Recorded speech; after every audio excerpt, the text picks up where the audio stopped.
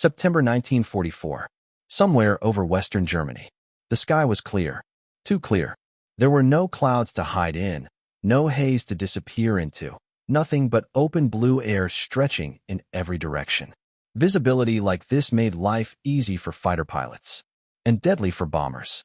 Harold Cidle sat high in the left seat of the B-17 Flying Fortress, his gloved hands resting lightly on the control yoke.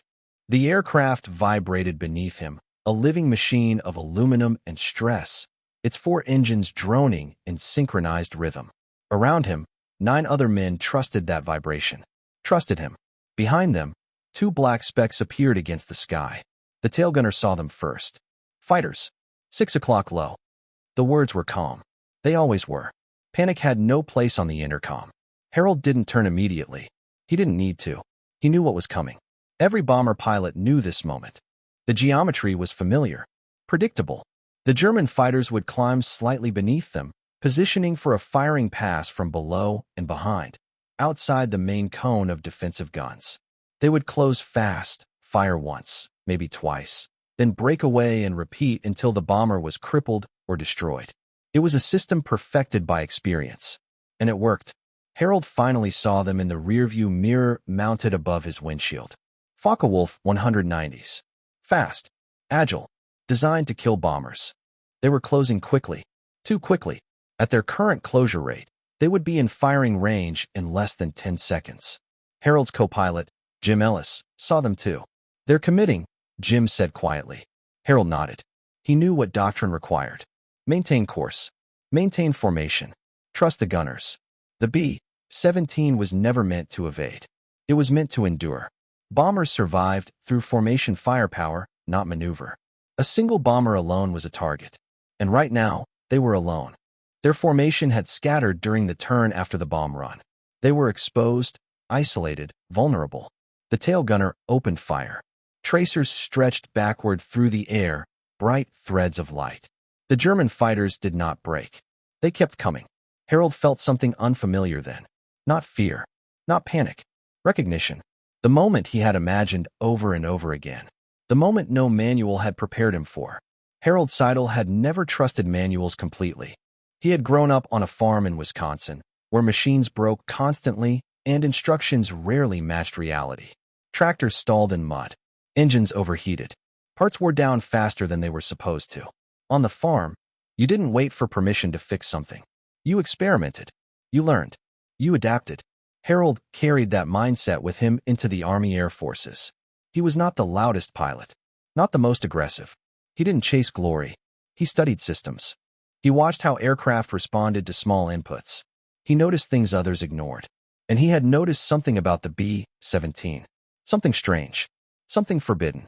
The first time he noticed it was during landing. He had extended the flaps too early, slightly above recommended speed. The aircraft reacted instantly. The nose pitched down harder than expected. The control forces increased. The aircraft became more responsive, not faster, but more controllable in a way that felt different. It wasn't supposed to do that. Flaps were designed for landing, not maneuver. At high speed, deploying them risked catastrophic structural failure. That was what the manual said. But the manual wasn't the sky. The sky was physics. And physics didn't always follow doctrine. He began testing cautiously. Never during combat. Never when anyone would notice. Just small inputs. Brief extensions. Careful observation. Each time, the result was the same. Drag increased dramatically. Speed bled off rapidly. Lift changed. The aircraft could rotate faster than expected. Not like a fighter, but faster than a bomber should. He never told anyone. Not yet. Because he didn't know if it would save him or kill him. Now, over Germany, he was about to find out. The German fighters were close enough now that he could see their propellers spinning, blurred discs of motion. Their guns would fire any second. The tail gunner shouted. "They're in range." Harold knew what would happen next. They would fire. They would hit. They would destroy engines, control surfaces, fuel tanks. They would kill men. Unless something changed. Harold made his decision. His right hand left the throttles. Moved to the flap lever. Jim saw it immediately. "What are you doing?" Harold didn't answer. He pulled the lever. The flaps extended. The aircraft reacted violently. Drag slammed into them like an invisible wall. The nose dropped. The airframe shuddered. Alarm screamed. The aircraft was no longer behaving like a bomber. It was slowing far faster than the German pilot expected. Harold pulled back on the yoke. Hard. The controls resisted. The aircraft groaned. Metal strained. The wings flexed under stress they were never meant to endure. The turn tightened. Not smoothly. Not gracefully. But tighter. Behind them, the German fighter pilot realized too late that his attack geometry had collapsed. He had committed to a firing solution based on speed and trajectory that no longer existed. He overshot. His aircraft flashed past beneath them, close enough that Harold could see the pilot's helmet, close enough to see surprise. Then he was gone. The second fighter broke off immediately. The moment was over. Harold retracted the flaps. Advanced throttles. The aircraft stabilized. They were alive. Jim stared at him. Neither spoke. They didn't need to. Both understood what had just happened. Harold had done something the aircraft was never meant to do. Something no manual allowed. Something impossible. And it had worked. They flew the rest of the way home in silence. The engines droned steadily. The vibration familiar now, almost comforting. Beneath them, the gray quilt of clouds stretched toward the English coast. Behind them, Germany receded into distance and memory, but Harold's mind remained locked in that single moment. The moment when physics bent, when doctrine failed, and something else took its place. No one on the crew spoke about it immediately. Not in the air. Not on landing. Not even when the engines shut down and the sudden silence pressed in like deep water. They climbed down from the aircraft one by one, boots hitting concrete, legs stiff from hours in the cold. Ground crews swarmed the bomber, inspecting bullet holes, checking engines, counting damage the way accountants counted debt. Harold stayed in the cockpit a moment longer. His hand rested on the flap lever, the same lever every pilot had been warned never to touch in combat. He hadn't broken the aircraft. He hadn't killed his crew. He had saved them, but he still didn't know why it had worked. Not completely. He climbed down at last. Jim was waiting beside the wing. "You want to tell me what that was?" Jim asked quietly. Harold hesitated. He didn't know how to explain it without sounding insane. "I slowed him down," he said finally. Jim frowned. "No," he said. "You slowed us down." Harold nodded. "That's the point." Jim stared at him. He didn't argue. He had seen it too. The fighter had committed to an attack based on assumptions that had suddenly become wrong. In air combat, assumptions were everything. Break the assumptions, and you broke the attack. That night, in the mess hall, the story began to spread. Not formally. Not in reports or briefings. Just quiet conversations between pilots who understood how close death lived. Another pilot, Ed Hartley, sat across from Harold, cigarette burning slowly between his fingers. "I heard you dropped flaps during an intercept," Hartley said. Harold nodded. Hartley leaned forward. "At cruise speed." "Yes." Hartley let out a low whistle. "That should have torn the wings off." "It didn't." Hartley watched him carefully. "You tested." Harold hesitated, then nodded. "A little." Hartley nodded slowly. He understood. Every pilot experimented, quietly, privately. It was how they survived. "You think it'll work again?" Harold answered honestly. "I don't know." Hartley crushed the cigarette into the ashtray. "I might." 2 days later, Hartley had his chance. His bomber was returning from a mission over the Ruhr Valley when 2 Messerschmitt 109s attacked from above. They came fast. Too fast for gunners to stop. Hartley remembered Harold's words. He remembered the logic. He remembered the moment between assumption and reality. He pulled the throttles back, dropped the flaps. The aircraft shuddered violently. Control forces surged through the yoke.